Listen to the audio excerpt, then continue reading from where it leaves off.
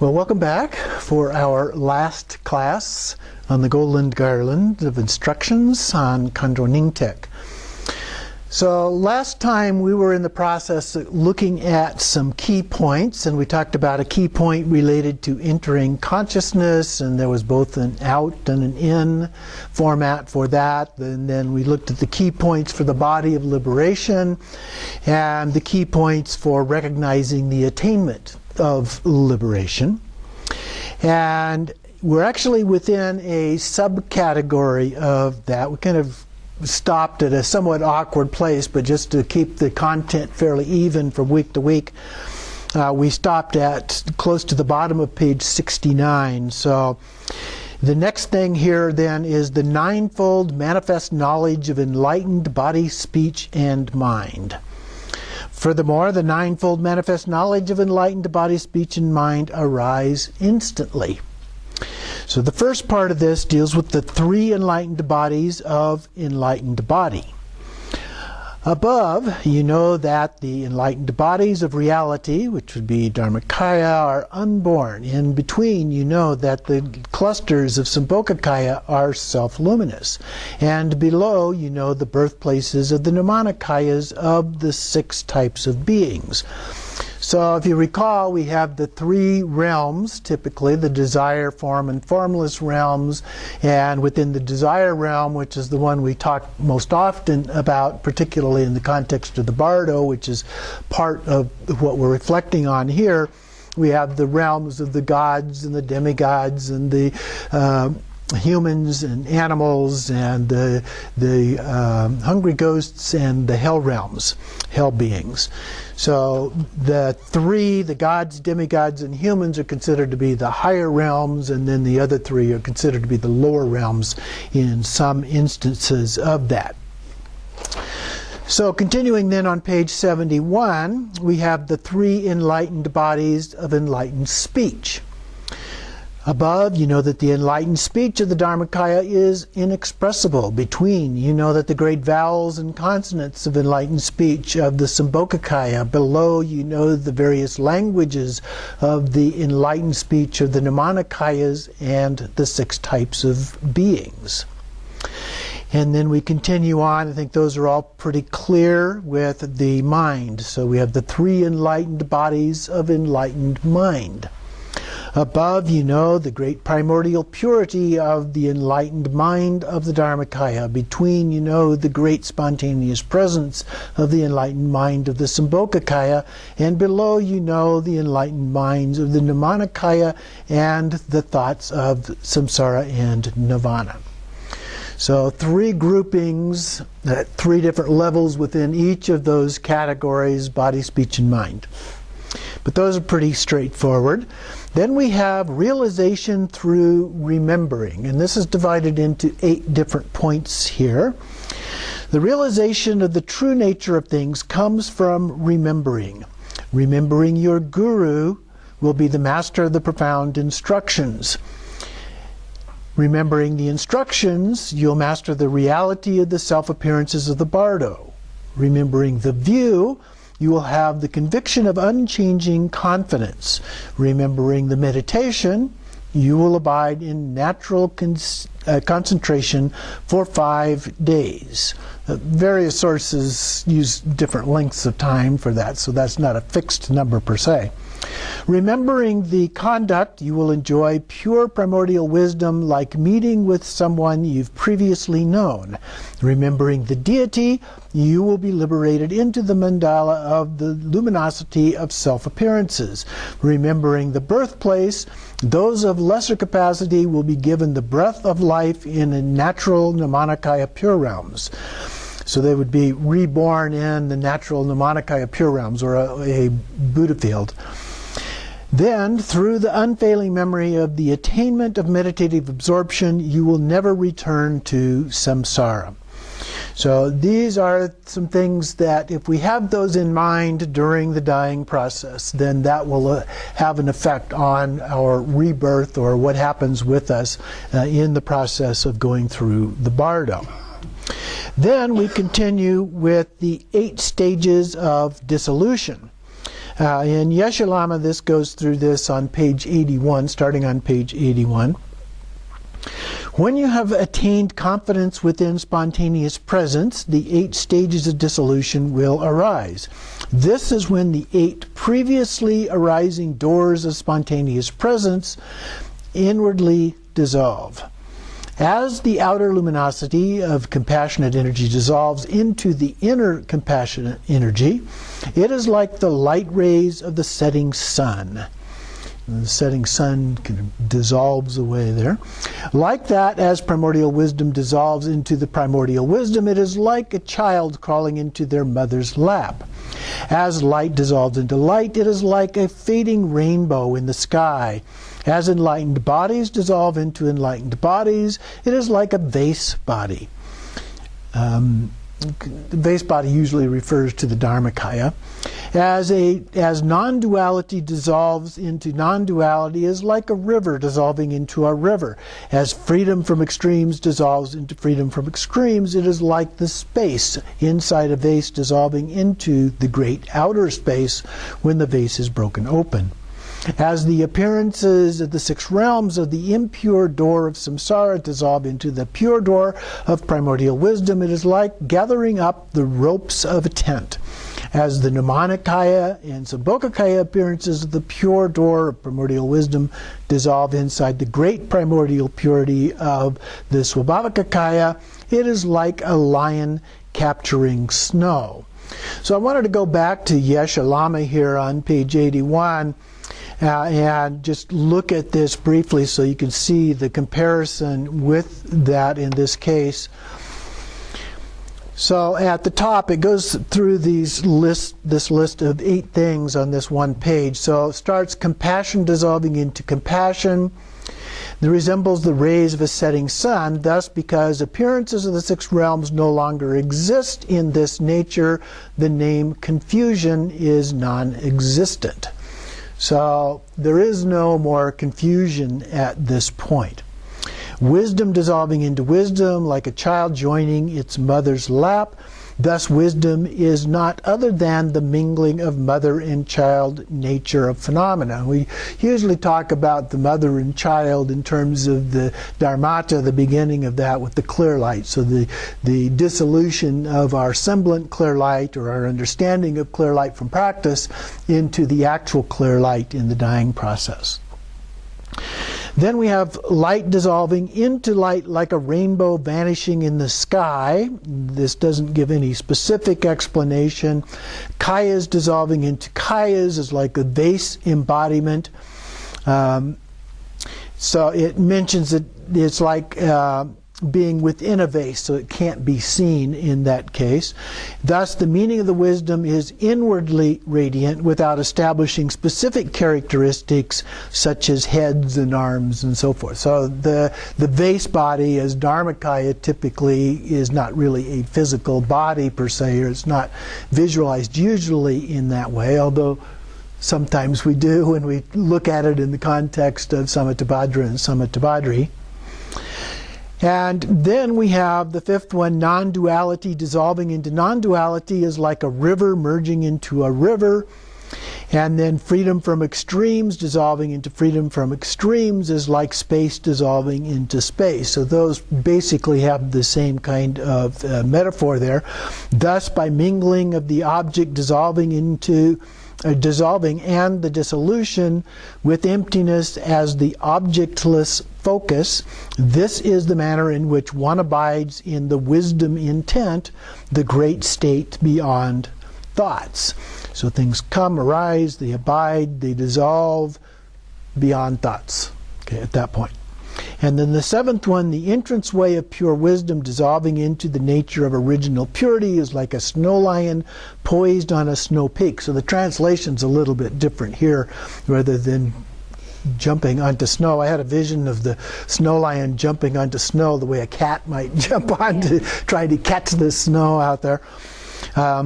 This Thus, this indicates the measure of fearlessness and lack of anxiety that is achieved because awareness has arrived in its own place. So there's a level of confidence. So the snow lion sitting on the peak is just confident overlooking its kingdom, so to speak. The impure entranceway of samsara dissolving into the entranceway of pure wisdom is like gathering up the ropes that stake down a tent. And so when you take up the ropes from a tent, it just kind of collapses down. And so all of that just kind of goes away, and we rest then in the pure wisdom without all of the conceptual obscurations that can go with that. Thus, this is analogous to gathering everything within the soul vital essence. So we don't want to get attached to the ropes or think that there may be a snake or something like that. It's easy to get absorbed into those kinds of things. So going back to our text here at the bottom of 71, the last paragraph, at this time all perceived appearances are what is called nirvana, the state beyond sorrow. Or the Buddha talked about it as extinction of the three poisons and our negative, all of our karma, and so forth. Without any outer luminosity, there is a subtle inner luminosity. This is like the light of a crystal without the rays of the sun. In the primordial ground, the non-returning Buddhas and Bodhisattvas dwell within the enlightened mind of the three enlightened bodies that are beyond coming together and separation. So they're transcendent. There's no coming and going at that point. The crystal light without the rays of the sun, so it's more like our Buddha nature. It's within. It's not radiating outward, but it abides there by itself. Continuing on 73 then at the top of the page. So now we're at the point of the conclusion of the third set of instructions for those of average diligence and at the lesser capacity. So taking birth in the natural pure realms. For those of lesser level, of lesser capacity, not having attained such confidence in liberation, they can take birth in the natural Nirmanakaya pure realms through the blessings of the truth of reality, or Dharmata. But for most wandering beings, the Bardo of Becoming appears. So now we're making this transition level to the Bardo of Becoming in terms of our options. So this is the fourth set of instructions here. Connecting with karma in the Bardo of Becoming, instructions like placing a drain on a broken pipe. We looked at that reference of that analogy, I believe it was last week. In that way, after the appearances of spontaneous presence disappear, Dharmata, there is the Bardo of Becoming. Like the appearances in a dream, you have all your senses, you can perform miracles. Miracles are things like being able to fly or walk through walls or walk through mountains, those kinds of things. And there is a fear of suffering. For half the time you dwell in this Bardo, the forms and habitual tendencies of your previous lives appear. So we've talked about that, of this Bardo becoming divided into two parts, or in some cases three parts, where the entrance to the womb is the third part. But we look back at our previous lives in terms of our karma, and then for the other half, the forms and appearances of where you are going to take birth arise. So then looking forward based on our karma, where are we likely to be reborn? And as a part of that, then we have the storms and the thunder and all of these other things that can cause fear, and we tend to run away from it. And as a part of that, we often try to take refuge someplace, whatever is available to us. And the refuge that we are taking are one of the six realms. So we need to be careful in the process of doing that. So it continues to explain this. Furthermore, If you are going to be born as either a god or a human, you will be adorned by an arm span of white light, and your head will look up. If you're going to be born as a demigod or animal, there will be a yellow appearance, and you will look to the sides. If you are going to be born as a hungry ghost or a hell being, there will be a dark appearance, and you will look down.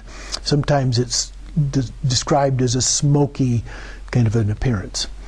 You will also feel that you are going to go in the direction you are looking. So whatever direction you look in, there's a feeling that that's where you're going to go. Also, then, when you are about to enter into your individual birthplace, divine mansions and pleasure groves are the birthplaces of the gods. Wheels of light are the birthplaces of the demigods. A foggy sky is for regular human beings. Being in the middle of many humans is a precious human birth. So here they've divided up human realm into regular beings and other human beings with a precious human birth. Caves and thatched huts are for animals. Empty ravines and crumbling caverns are for hungry ghosts. The arising of black, gloomy darkness is the birthplace of hell beings. And so when we were doing the class on the Tibetan Book of the Dead, we looked at these. These were described in that as well. Then we continue on to this first subcategory then of this fourth set of instructions, knowing that the mother's womb and so forth is not truly existent. So this is consistent with the descriptions and the things in the Tibetan Book of the Dead as well. We recognize their true nature, then we will become enlightened at that time. So at this time, there are practices for the three levels of practitioners. For those of the highest level of lesser capacity, they know that the mother's womb and so forth are not truly existing. Blocking these through the reversal of attachment, focus your mind on the pure realms of manifest joy in the southern direction and so forth. So by focusing our attention on the pure realms, we're able to transcend or overpower or reverse that being drawn into the womb at that time.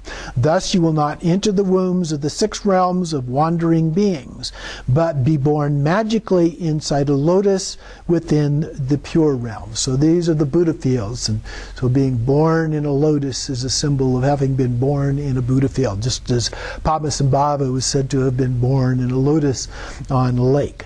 So a very similar analogy here. Then the second part, visualizing the illusory body of the generation stage. Some are liberated as a yidam deity. So here we have for the medium level of lesser capacity, there is liberation as a yidam deity. Through visualizing the illusory body of the generation stage, visualize the womb as a Dharmadaya. Inside, visualize that upon a lotus, sun, and moon, so the lotus and the sun and moon discs, there are seed syllables of the deity, such as Om Ah Hong. Normally a seed syllable is a single syllable rather than Om Ah Hong, the three together. But you'd visualize, you would see the seed syllable of the particular deity here. Place your mind inside those. By visualizing your father and mother as the yidam deities, you will always be born with the precious human birth that enjoys the Dharma. Then, being born in the presences of gurus and spiritual teachers, you will meet with the profound Dharma. So we visualize our mother and father as the deities in union, and then that will enable us to overcome being born through the womb process as we normally would. The third part of this instruction then is the reversal through going for refuge. For those of the lesser level, of the lesser capacity, so we're down there getting lower, but these are still people that are fairly well versed in this to have an understanding of this in order to be able to do the things that we're being instructed to do here. When such appearances arise, go for refuge in the gurus of the 3 jewels of the 10 directions and recite, "Please grant your blessings so that I may always be born in families where I can practice the Dharma." So we make that aspiration after taking refuge. By reciting this and other prayers, like the aspiration for excellent conduct, you will reverse entering into bad birthplaces. After being born within the higher realms of happiness of the gods and humans, through real faith in the 3 jewels, you will be born in a place where you can practice the Dharma. These practices are for when you die, but have not yet seen the ultimate reality directly. Now, ultimate reality directly normally would be the clear light. So we'll take a short break here.